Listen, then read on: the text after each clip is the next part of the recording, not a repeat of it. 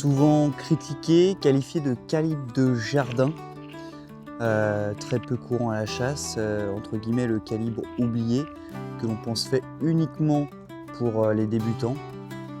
On va parler du 410 Magnum. Aujourd'hui, on va le comparer au calibre 12 avec le même numéro de plomb, même choc, même distance. Et on va voir si vraiment c'est un calibre conçu pour la chasse ou est-ce qu'il vaut mieux l'oublier pour raison d'éthique. Allez, pour commencer, un peu d'histoire, celle du 410 Magnum. Le 410 apparaît à la fin du 19e siècle, principalement au Royaume-Uni, avant de se développer aux États-Unis. À l'origine, il est conçu comme un petit calibre utilitaire. Tir de nuisibles, chasse de proximité, apprentissage du tir. On le retrouve souvent dans des fusils simples, légers, parfois même des armes de jardin. Pendant longtemps, le 410 était limité à des cartouches 2 pouces et demi, avec des charges très faibles. Cela le rendait peu performant à distance, très limité en usage de chasse. C'est au milieu du XXe siècle que les fabricants cherchent à améliorer ses performances. L'apparition du 410 Magnum 3 pouces, donc chambré 16 mm, marque un tournant. Cette version Magnum permet d'augmenter la charge de plomb jusqu'à 19 grammes environ, certaines munitions peuvent monter à 21 grammes, d'améliorer la distance de gerbe et aussi d'étendre légèrement la portée d'efficacité. En Europe et notamment en France, son adoption reste très discrète. Il est souvent perçu comme un calibre de niche utilisé par des chasseurs expérimentés ou passionnés, voire la plupart du temps dénigré comme petit calibre de jardin. Allez, c'est parti. Là, on est sur une distance de 15 mètres. Donc au 410 Magnum. Et on va voir un peu ce que ça donne comparé au calibre 12.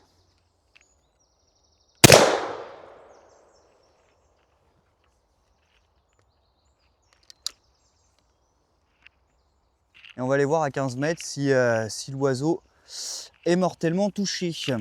Donc on se retrouve face à notre oiseau. Donc là, vous pouvez voir, en impact dans l'oiseau, on en a quand même pas mal. 1, 2, 3, 4, 5, 6, 7, 8, 9, 10, 11, 12, 13, 14, 15, 16, 17, 18, 19, 20, 21, 22. Allez, 23 si on compte celui-là.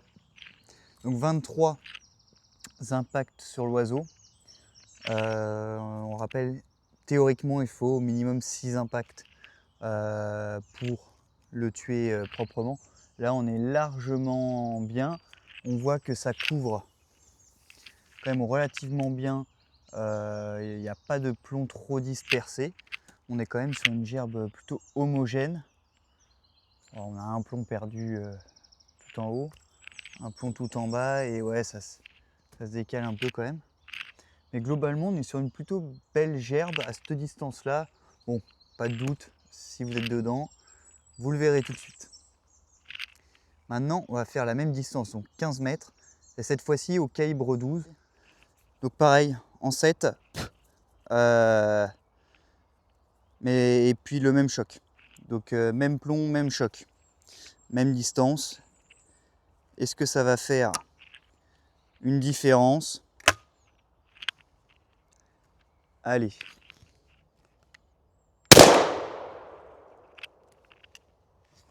Donc effectivement, j'ai tiré un peu haut, c'est très groupé. On peut voir, la bourre est bien passée. Même si je tire un peu haut, vous pouvez voir qu'il y a quand même énormément d'impact dans l'oiseau. Largement plus de 6. Et donc c'est à peu près équivalent. Bon, si j'avais été plein dedans, vous voyez, voilà, ça aurait été criblé à cette distance-là. Ça aurait été un peu compliqué de garder un oiseau entier. Mais comme quoi, en tirant légèrement au-dessus, on peut quand même tuer. C'est quand même une gerbe beaucoup moins étendue. Vous pouvez voir, on prenait beaucoup plus de largeur en diamètre de gerbe avec le 410. Là, la gerbe est plus concentrée à 15 mètres. Maintenant, ce qu'on va voir, c'est ce que ça donne le 410 à 25 mètres. Et le calibre 12, toujours avec les mêmes munitions, même choc, à 25 mètres.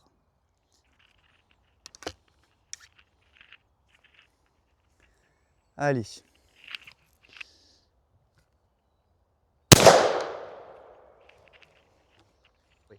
Donc là, il aurait fallu un choc beaucoup plus serré, puisque là, on est à 1, 2, 3, 4, 5 impacts, tout juste.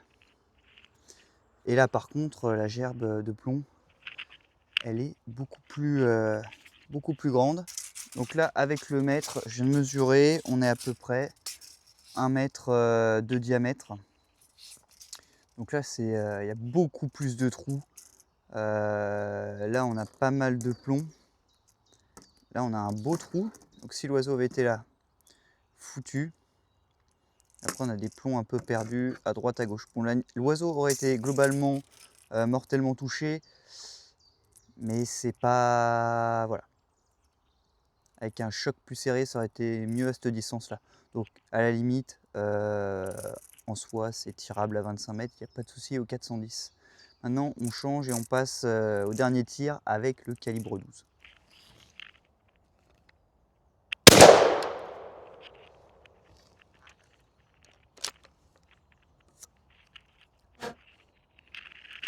Et on va voir ça tout de suite en cible. Alors, on a une gerbe de plomb beaucoup plus intéressante. À cette distance-là, c'est beaucoup plus performant. Vous voyez, on a vraiment 1, 2, 3, 4, 5, 6, 7, 8, 9, 10, 11, 12, 13. On a quasiment 3 fois plus d'impact avec un calibre 12. Ceci dit, il y a plus de plomb. Et la gerbe de plomb est quand même beaucoup plus resserrée. Pareil comme au calibre, comme à 15 mètres. Beaucoup moins de trous, beaucoup plus homogène. Et bon, il y a quelques trous par-ci par-là, mais en soi, le perdreau n'en serait pas sorti indemne. Donc on peut l'utiliser aux mêmes distances que le calibre 12. Par contre, on aura, en tout cas pour les munitions que j'ai utilisées, c'est-à-dire les Soloniac, des gerbes moins denses, moins homogènes. Mais à voir au cours, je ne suis pas spécialiste du 410, donc je vais l'utiliser au fur et à mesure. Mais ça me réconforte dans le fait qu'au chien d'arrêt, en tout cas, ça ne me posera pas de problème de tirer au 410. Non, je ne devrais pas avoir plus de blessés ou de loupés, ou alors ça vient de moi, de mon tir. J'espère que ça a pu vous éclaircir sur les différences entre 410 et calibre 12. Alors j'aurais pu aussi comparer avec un calibre 20, calibre 16. Bon, alors la vidéo aurait duré 1h30, donc c'est un calibre très critiqué, mais qui est quand même performant. Alors oui, il faut se limiter en termes de distance. Là, vous avez vu ce que ça donne à 25 mètres. Si vous n'êtes pas assez choqué, il ne va pas falloir tenter les tirs à 35-40 mètres. C'est pas fait pour faire de la battue petit gibier, c'est vraiment au chien d'arrêt, ça correspond tout à fait à ce mode de chasse. Voire au leveur de gibier, pourquoi pas. Alors dites-moi votre avis en commentaire si vous êtes pour ou contre le 410 à la chasse et est-ce que vous passeriez ou est-ce que vous êtes déjà passé à ce calibre pour vos parties de chasse. Allez, moi je vous dis à plus, n'hésitez pas à vous abonner, à laisser un like, un commentaire et on se dit à plus pour une vidéo pêche ou chasse. On verra ce qui sort. Allez, ciao.